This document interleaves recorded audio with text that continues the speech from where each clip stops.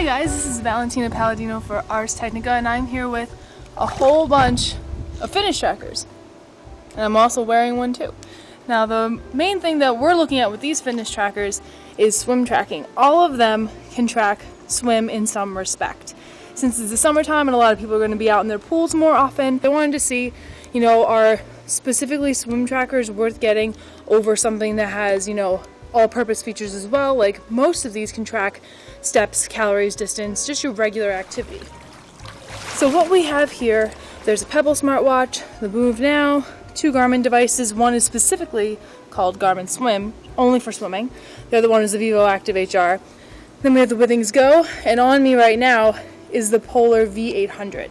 There's a couple things that you should take into account before you buy something. What type of data do you want? The other thing that you want to take into account is how you want to see your data. As you can see, some of these, like the Withings Go and the Move Now, they don't have displays on them. The last thing you want to consider is that if you want any type of extra features. And this goes along with basically any type of fitness tracker that you might look for, even if you're not a swimmer. Do you want things like heart rate monitor, GPS, barometer, altitude being tracked, all that kind of stuff? So if you're going to be swimming in open water, you definitely want to have a GPS because that's the only way you're really going to be able to know your distance. So I spent some time in the pool with all of these devices, and some of them definitely provided a better experience than others. So let's talk about the ones that were the best in my opinion. So on the low end of things, in terms of low price, we have the Move Now. And the Move Now's goal, we've reviewed it in the past, is to make you better at certain activities like running, cycling, swimming being one of them. And what you do is you just put this on and you pair it with your app and you press start on your smartphone and it'll track your duration there. You're not going to be able to see anything on this just because there's no display. I found that it performed really well. It was pretty accurate and it was also just really easy to wear. It was probably the one that I tried out that I really couldn't feel at all when I was wearing it in the pool. And it'll also give you a little bit of advice once you import your data into the app. I really do think that this is a good one. It's also only, I believe, $79. Now on the high end of things, the one that I found that was really good was the Polar V800. Now this is around $450 to $500. So this is definitely for somebody who is an avid athlete. Maybe you're training for a triathlon or you just have a lot of activities that you'd want to track. The Polar V800 can do that for you. It can track multiple different sports, and what you want to do is go onto Polar Flow. There's a smartphone app and there's a web app. So when you first get this, you're going to want to connect it to your computer, sync all of its data, and then also go online to the Polar Flow web app and kind of customize your sport profiles. Everything from skiing to running to indoor running and cycling. Now with swimming in particular, you can do pool swimming, which it kind of identifies as indoor swimming.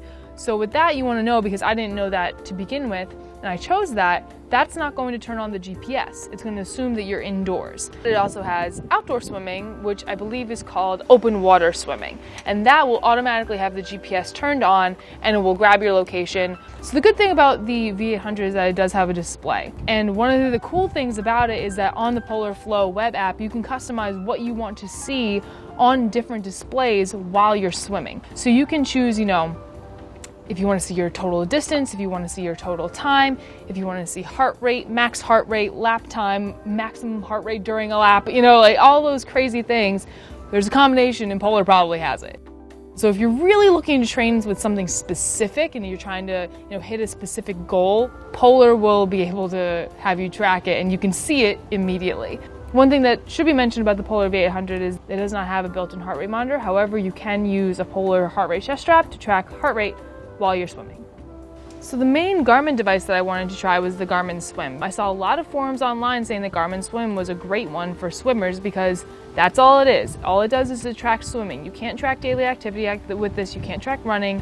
You can't track anything else but swimming. This does not connect via Bluetooth to your smartphone and to the Garmin Connect app on your smartphone. You will not be able to do that. That's one of the things that I will caution you about because it is an older device. The problem with the Garmin Swim is that the A&T stick that mine came with, for some reason, Garmin Express on my computer, on my MacBook Air, would not recognize it. So I was left with dealing with my data on the device. And you can see it. You can go to the menu option and there's a history option. Sessions, and then there's the 2 recorded sessions that I did last week.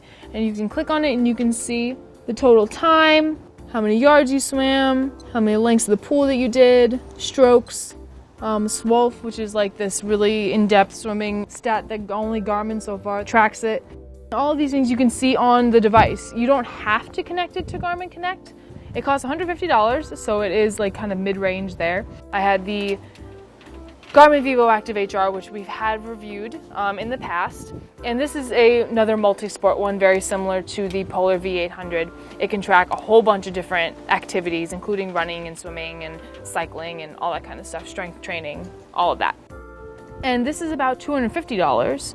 And I did find that this, if you're going to compare the two, I think the experience tracking swimming is much better on the Vivoactive HR. When you track swimming, you can see a lot of stats on the display, which this is kind of limited in that respect. And you can go onto Garmin Connect, much like you can do with Polar Flow, and customize the screens that you want to see.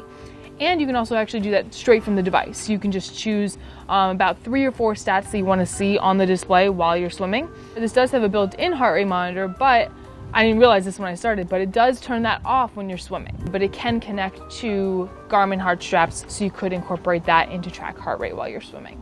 So if I was going to choose, I would say that it's probably better to invest in the Vivoactive HR just because you have more options. The Garmin Vivoactive HR can connect to your smartphone via Bluetooth, so there's that perk there as well. If you are a really hardcore swimmer, you've been doing this for a while, you're training for some sort of competition, a race or a triathlon, I do think it's better to invest in something that, number one, can do multi-sport, because that's really going to help you out, you know, if you're an athlete and you want to do something other than swimming. But also the experience is going to be a little bit better because you'll be able to track more things on it with devices like the Polar V800 or the Garmin Vivoactive HR. It also gives you more room to wiggle with extra features like heart rate monitors, GPS, and things like that. There's just more flexibility when you go with something that's a little bit more expensive. But if you're someone who swims regularly in the summertime, or you just kind of want to swim a little bit more, really what you need is duration, laps, time, stroke, that kind of thing, which something that's a little bit less expensive like the Move Now can help you do. You don't need to just go out and spend that extra money on something that's more advanced. If you want to learn more about all of these fitness trackers and how they performed in the pool, there's way more in-depth detail on arstechnica.com in this specific article.